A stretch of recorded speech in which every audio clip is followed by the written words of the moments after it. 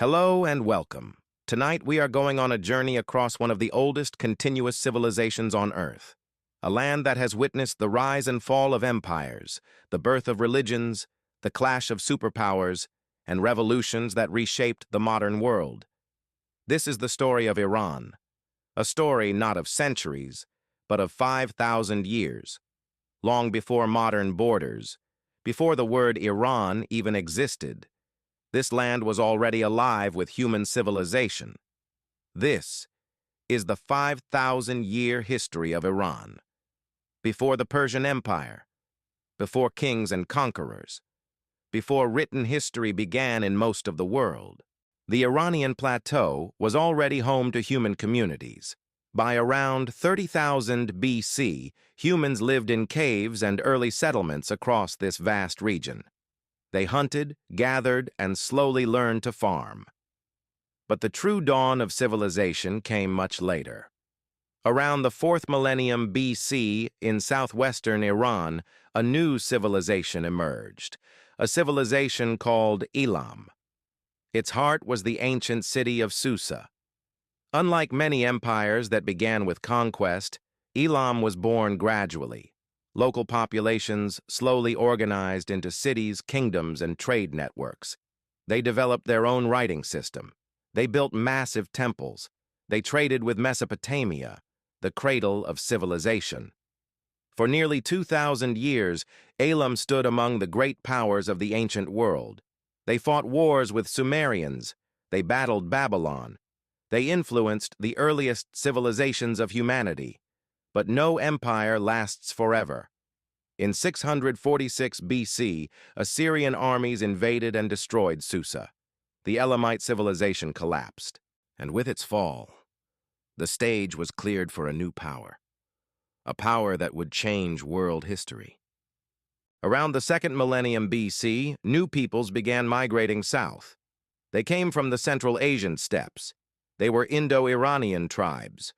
Over generations, they settled across the plateau. Two major groups emerged, the Medes and the Persians. The Medes were the first to unite Iranian tribes into a kingdom.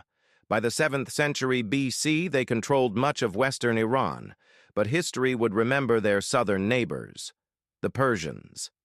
In 550 BC, a man changed history forever. His name was Cyrus. Today we call him Cyrus the Great. He began as a king of a small Persian kingdom called Anshan, but his ambitions were far greater. He defeated the Median king and united the Iranian peoples. Then, he began conquering the world. Within decades, his armies captured Lydia in Anatolia, Babylon in Mesopotamia, vast lands stretching toward Central Asia. But Cyrus was different from other conquerors. Instead of destroying cultures, he respected them. When he conquered Babylon in 539 BC, he allowed exiled peoples to return home. He let religions continue. He restored temples. These policies were recorded on the Cyrus Cylinder, often described as one of the earliest charters of human rights. Under Cyrus, the Achaemenid Empire was born. It became the largest empire the world had ever seen. Cyrus was followed by powerful rulers, especially Darius the Great. Under Darius, the empire reached its peak. It stretched across 3 continents, from Egypt to India to Central Asia. The Persians built royal roads across thousands of kilometers, a standardized tax system, a postal network, a complex provincial government called satrapies. Their capital, Persepolis, became a symbol of global power. Delegations from across the known world came bearing tribute. For nearly 2 centuries, Persia stood at the center of civilization, until a young conqueror from the west arrived. In 330 BC, Alexander of Macedon invaded. In just 8 years, the mighty empire collapsed. Persepolis burned. The Achaemenid dynasty ended. After Alexander's death, his empire fractured. Persia fell under Greek rule. Greek cities spread across Iran. Greek language and culture flourished. This was the Hellenistic age. But beneath the surface, Persian identity endured. and soon it would rise again. Greek rule over Persia was powerful, but it was never true.